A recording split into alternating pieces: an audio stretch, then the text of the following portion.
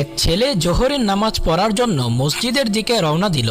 রাস্তাটি কর্দমাক্ত হওয়ার কারণে ছেলেটি হঠাৎ পা পিছলে কাদার মধ্যে পড়ে যায়, যার কারণে ছেলেটির কাপড় নষ্ট হয়ে যায়। তখন ছেলেটি তার বাসায় গিয়ে কাপড়টি চেঞ্জ করে আবার মসজিদের দিকে রওনা দিল, কিন্তু দুর্ভাগ্যবশত সে আবার পড়ে যায়। ছেলেটি আবারও বাড়িতে গিয়ে পোশাক চেঞ্জ করে মসজিদের দিকে রওনা দেয়। হঠাৎ এক অপরিচিত লোক তার হাত ধরে মসজিদ পর্যন্ত তাকে পৌঁছে দেয়। ছেলেটি অবাক হয়ে সেই অপরিচিত লোকটিকে জিজ্ঞেস করলো, ভাই আপনি কে? আপনাকে তো চিনলাম না। তখন সেই অপরিচিত লোকটি বলল, আমি হলাম শয়তান। তুমি প্রথমবার পড়ে যাওয়ার কারণে কাপড় চেঞ্জ করে মসজিদে যখন আবার রওনা দিলে, তখন মহান আল্লাহ তাআলা তোমার জীবনের সমস্ত গুনাহ মাফ করে দিয়েছেন। তুমি যখন দ্বিতীয়বার পড়ে গিয়ে কাপড় চেঞ্জ করে মসজিদের দিকে রওনা দিলে, তখন মহান আল্লাহ তাআলা তোমার পরিবারের সকল সদস্যদের গুনাহ মাফ করে দিয়েছেন। তুমি যদি আবার পড়ে গিয়ে কাপড় চেঞ্জ করে মসজিদের দিকে আসো, তখন মহান আল্লাহ তাআলা তোমার এলাকার সকল মানুষের গুনাহ ক্ষমা করে দিতে পারেন। এই ভয়ে আমি তোমাকে মসজিদ